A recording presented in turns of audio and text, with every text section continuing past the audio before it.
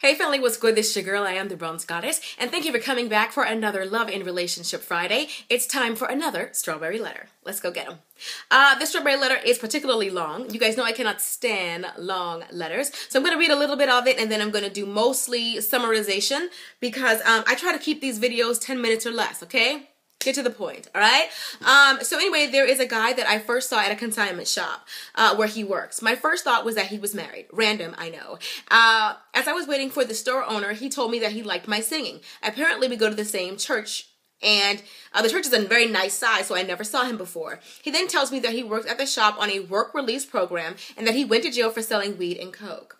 But he also tells me how God has changed him, and he seemed to have a genuine love for God. I don't have an attraction for him. I was just being friendly. I started going to Bible study more frequently, and there he was. After church, he started telling me about this friend of his. I'm going to change the girl's name. Friend's name is Molly. He says that he's been trying to talk to Molly about God. I'm sorry, summarizing it right here. Starts talking to the friend of his about God, but the friend of his actually has flirted with him a little bit, and so he feels a little bit awkward witnessing to her about God. So what he tells the writer of this letter is, I think maybe it would be a little bit better if you start witnessing to her, kind of woman to woman. So he says, is it okay if she calls you? And the writer of the letter says, no, I don't really feel comfortable about that, but you can give her my number. So the dude takes her number, but then he calls her. He calls her and basically starts telling her on the phone that he believes that she may be the one that God has sent for him. He flipped the script, basically. So then she says, she's trying to be nice, but he's not her type. She's not attracted to him. But then she starts going to church, and she heard a message called Hiding in Plain Sight.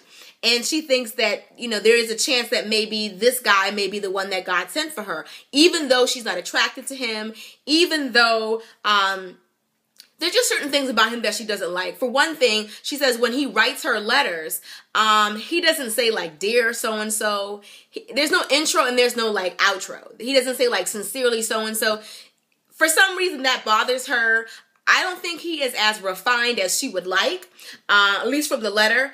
So anyway, she also says that he also gave her a gold necklace. I believe it is a gold necklace. He also gave her a necklace so far, and he will be fully released from jail completely February of 2013.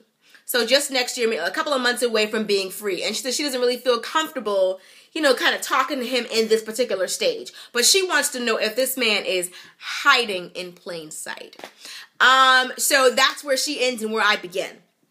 Now, the reason why I wanted to do this particular Strawberry Letter is I recently answered a comment from a male commenter who was talking about one of my other relationship videos, and he was saying that black women want everything to be perfect and want a man to have it all together. And I replied back to him, that when I first met my husband was living in his father's basement, and he was working a job that was just a little bit over minimum wage as working at a summer camp. So I think on paper, if you just heard those facts, you would think that's the catch.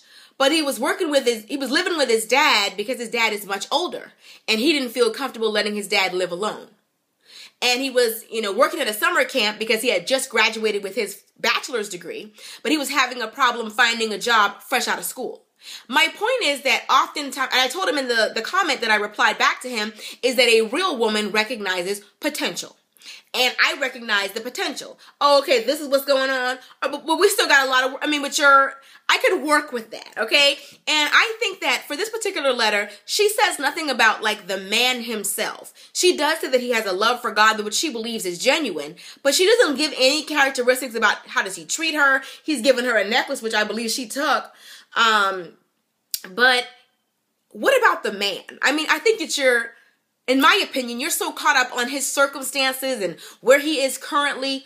Does he have any potential? Because if he does, you didn't mention any of that in this letter.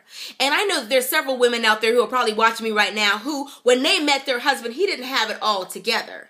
I'm not saying that he is the right person for you, because I don't know that. That's something that you should be continuing to pray and ask God about. But I also know that God created you, so he knows what you like. But he will give you what you need. It may not necessarily be what you want. So just kind of know that. My husband didn't have a whole lot of money when I met him. He's doing all right now. I'm not going to, he's doing all right now is all I'm going to say. I never talk about money on my channel, but I made the right choice as far as I'm concerned. I got a man who comes home every night.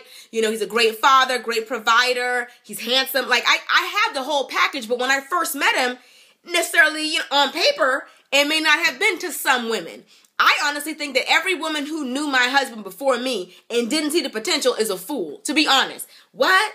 You don't want him because he's living with his dad? Like, do you know why he's living with his dad? He's working at a summer camp, but this is only temporary? Like, some women don't have the vision. I just want to know, I want you to pray about your particular situation, and I want you to just ask God to give you signs.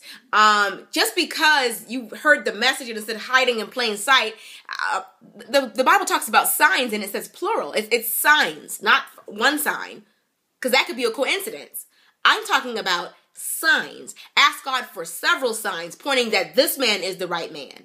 But from the way that you sound in your letter, you don't sound like he's your type, not physically, even like mentally, socially, because you were kind of honestly, you were kind of dissing him about the way he wrote the letter. You said, I'm not trying to judge him or be judgmental, but he didn't say sincerely. He didn't say dear so and so. He just like started the letter and ended it. Like, so you don't sound like you're really into him. But to me, that particular thing is sort of on the shallow end. Everybody makes mistakes. But what about the man? He's more than where he was, if you get what I'm saying. He's more than somebody who went to prison. What about him as a man? Do you think that he is capable of loving you or treating you right or being a gentleman or providing for you? Like, everything that you were talking, it's surface issues what you're talking about, and honestly, it seems a little bit shallow. What else is there to him? You didn't mention anything about his personality or about your conversations with him. You just, it was wrong of him to get your number and start talking to you under false pretenses. He was, incarcerated, and maybe his game needed a little bit of work. I was obviously a little bit rusty. I got this friend who I want you to, witness to, and then he gets your number, and then here he is calling you like, hey. That was a little bit, it was a little bit lame, but I don't know. I think you should definitely be praying about it. But don't judge a book by its cover, and don't judge somebody based on where they've been. The thing about it is with somebody who, oftentimes people make mistakes. People are recovering drug addicts. People are former prostitutes. People change, and you can't judge somebody based on their past. He could be a totally different man. Yes, he made a mistake. Would you like everybody to judge you by one mistake that you've made? I'm not saying that, he's the one for you. Let me say that one more time. I'm not saying he is the one for you, because I don't know that. That's something that you need to be praying to God about. But don't count him out just because of his past. Because what if God did that to you? What if God said, you made that mistake when you were 5, so you can't get into heaven? You see what I'm saying? Or what if everybody treated you like that? You made one mistake and people just cut you off forever. You don't know. I think that if you really want to know if he's the right person for you, take a look at the whole man. Don't look at where he's been and who he was. Look at who he is now. He seems like a God-fearing man. He's in church now. I know you said that the only places you guys can kind of see each other is when he's at work at the little shop, and also at church. It's the only place for you guys to see each other. But that's only temporary. He'll be out in February. My thing is you have to look at the total picture and look at the whole man. And I think that if you see if there's potential there. If there isn't, then it is what it is. You can be his friend or cut off communication altogether. You don't owe this man anything. Don't be with him because you feel sorry for him. Because men don't do that. Not all men. Some men do. But I say you should be looking at his potential, not necessarily where he was. Because I think a lot of women overlook some good men because he doesn't have it all together. You have to look at how close is he from being where you want him to be? 6 months away, he's still in school, but he's getting ready to graduate. He's just ready to get this job or getting ready to move away from his mom. Look at the whole picture. Look at the whole man. Check out all of his potential. That's all I got to say. And don't judge somebody. Don't be so judgmental. In my opinion, don't be so judgmental. Yes, he went to jail for selling weed and coke. But you don't believe that God can change him? Like, isn't that why you go to church? Why you go to Bible study? Did God change you? So how come God can change you, but he can't change him? You don't have to be with him, is what I'm saying. But don't judge him based on where he was, because you could be overlooking your blessing. Till next time, Little divas and dudes, deuces.